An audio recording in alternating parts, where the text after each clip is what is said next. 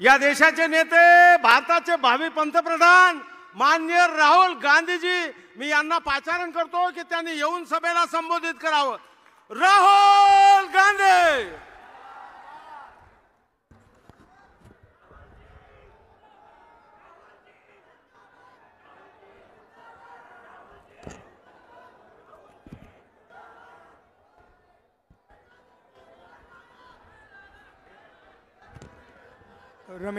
रमेश चेन्नीथाला जी, सचिन पायलट जी, उत्तम Reddy ji, P Srinivas Reddy ji, B R. कदम जी, stage पे senior नेता, हमारे प्यारे कार्यकर्ता, गठबंधन के प्यारे कार्यकर्ता, भाई और बहनों, प्रेस के हमारे मित्रों, आप सबका यहाँ बहुत बहुत स्वागत, नमस्कार। कैसे हैं आप लोग?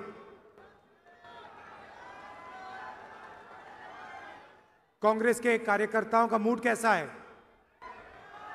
सुनाई नहीं दे रहा भाई? ठीक है बब्बर शेर? आप हमारा मैसेज जनता तक पहुंचाते हो और बाकी पार्टियां जो गठबंधन में हैं उनके भी कार्यकर्ता मैसेज पहुंचाते हैं। तो शुरुआत में विचारधारा से करना चाहता हूं। ये दो विचारधाराओं की लड़ाई है। एक तरफ कांग्रेस पार्टी, इंडिया गठबंधन, और दूसरी तरफ बीजेपी और आरएसएस। लड़ाई संविधान की है। अब मैंने सुना कुछ दिन पहले प्रधानमंत्री ने कहा कि ये जो संविधान मैं अपने हाथों में पकड़ता हूं ये खाली है। तो मैं उनको कहना चाहता हूं, नरेंद्र मोदी जी, आप इस संविधान को समझे नहीं हो। इस संविधान में सिर्फ हिंदुस्तान की आवाज नहीं है, इस संविधान में अंबेडकर जी, गांधी जी, फूले जी, बिरसा मुंडा जी, नारायण गुरु जी, बसवना जी, बुद्ध भगवान जी, इन सब की आवाज है। और इसको आप खाली इसलिए कहते हो क्योंकि आपने अपनी जिंदगी में ये किताब कभी नहीं पढ़ी। क्योंकि अगर आपने ये किताब पढ़ी होती तो जो आप करते हो आप कभी नहीं करते। भाई और बहनों, ये नई किताब नहीं है। इसके अंदर जो सोच है वो हजारों साल फिर पुरानी सोच है। और कहा जा सकता है कि हिंदुस्तान का इतिहास,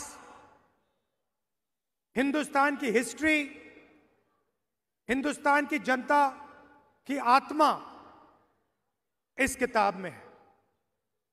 और कांग्रेस पार्टी इस किताब की रक्षा कर रही है। हम सब मिलकर, हमारे कार्यकर्ता इस किताब की रक्षा करते हैं। और बीजेपी के लोग, आरएसएस के लोग सामने से नहीं कह सकते, मगर छुपकर बंद कमरों में अंबेडकर जी के संविधान को खत्म करने की कोशिश करते हैं। सामने नहीं आ सकते, क्योंकि जिस दिन उन्होंने सामने कह दिया कि हमारे संगठन का लक्ष्य संविधान को नष्ट करने का है, खत्म करने का है, उसी दिन हिंदुस्तान की जनता एक साथ उनके खिलाफ खड़ी हो जाएगी। तो ये छुप कर ये काम करते हैं। देखिए, कॉन्स्टिट्यूशन से हिंदुस्तान की संस्थाएं निकलती हैं, बनती हैं, चाहे वो हमारा शिक्षा का सिस्टम हो, स्वास्थ्य का सिस्टम हो, सारा का सारा इसी किताब से बनता है। महाराष्ट्र में पैसा आता है, आप जीएसटी देते हो, वो बढ़ता है, ये किताब करवाती है। विकास होता है, दलितों की रक्षा होती है, महिलाओं की रक्षा होती है, हो इस किताब के बिना नहीं हो सकती थी। आप जानते हो इस देश में इस किताब से पहले क्या होता था। वोट मिलता है आपको, ये जो चुनाव हो रहा है इसी किताब के कारण हो रहा है। नरेंद्र मोदी जी ने 25 लोगों के 16 लाख करोड़ रुपए कर्जा माफ किया है। 25 लोगों का। हिंदुस्तान के सबसे अमीर लोग हैं, उनका 16 लाख करोड़ रुपया कर्जा माफ किया है। इस किताब में कहीं नहीं लिखा, इस किताब में कहीं नहीं लिखा कि 25 लोगों का 16 लाख करोड़ रुपया कर्जा माफ होना चाहिए और किसानों का, मजदूरों का, गरीबों का 1 रुपया नहीं माफ होना चाहिए। कहीं नहीं लिखा इसमें। आपकी सरकार छीनी गई, चोरी की गई। किसने चोरी की? आप क्या सोचते हो? नरेंद्र मोदी जी का उसमें हाथ नहीं था क्या? उनके नेता ने अभी बोला है कि सरकार को गिराने की जो मीटिंग हुई थी उसमें अदानी जी बैठे थे। अदानी जी क्यों बैठे थे राजनीतिक मीटिंग में? क्योंकि वे धारावी चाहते हैं। 1 लाख करोड़ रुपए का फायदा इस सरकार ने अदानी जी को दिलवाया है। किसकी जमीन? आपकी जमीन। किसकी जमीन? गरीबों की जमीन, मजदूरों की जमीन आपसे छीन कर ले जा रहे हैं। कहीं नहीं लिखा संविधान में, कहीं नहीं लिखा है कि आपकी जमीन छीनी जानी चाहिए। हम जमीन अधिग्रहण बिल लाए आपकी जमीन की रक्षा करने के लिए।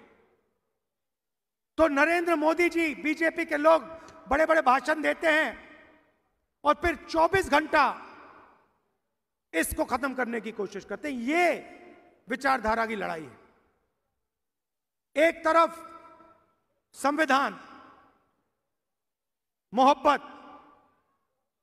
आदर, भाईचारा, दूसरी तरफ नफरत, हिंसा, अहंकार और इसको खत्म करने की कोशिश।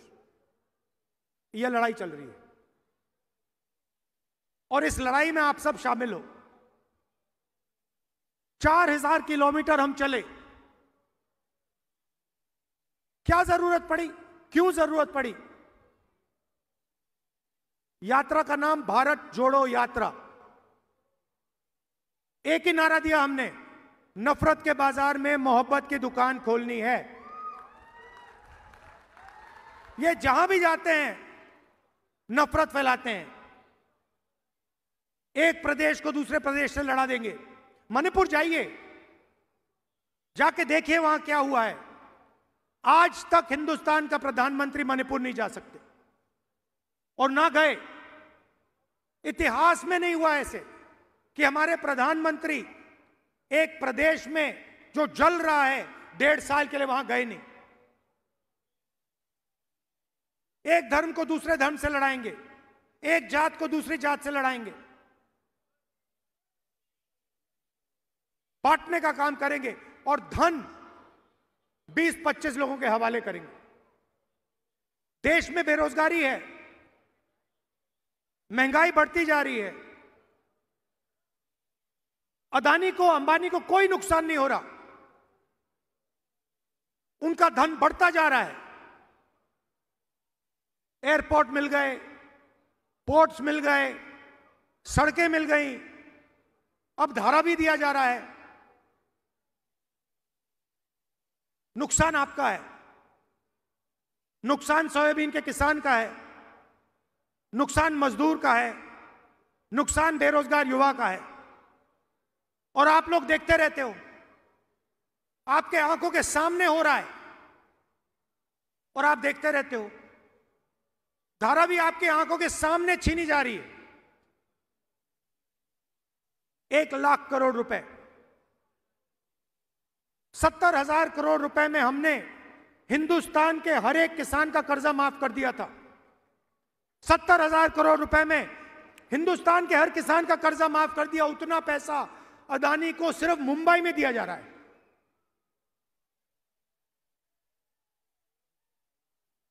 तो मैंने पार्लियामेंट में एक बात साफ कर दी। मैंने सवाल पूछा नरेंद्र मोदी से, नरेंद्र मोदी जी, आप जाति जनगणना क्यों नहीं कराना चाहते हो? पार्लियामेंट में उनके सामने पूछा मैंने। और आज मैं थोड़ा सा आपको जाति जनगणना के बारे में समझाना चाहता हूं। भाइयों और बहनों, देश में 15% दलित आबादी है, 8% आदिवासी हैं, 50% कम से कम पिछड़ा वर्ग है और 15% माइनॉरिटी है। कितना होता है? कितना बनता है? 15, 8, 50 और 15 कितना हुआ? कितना हुआ? ठीक है, ये है आपकी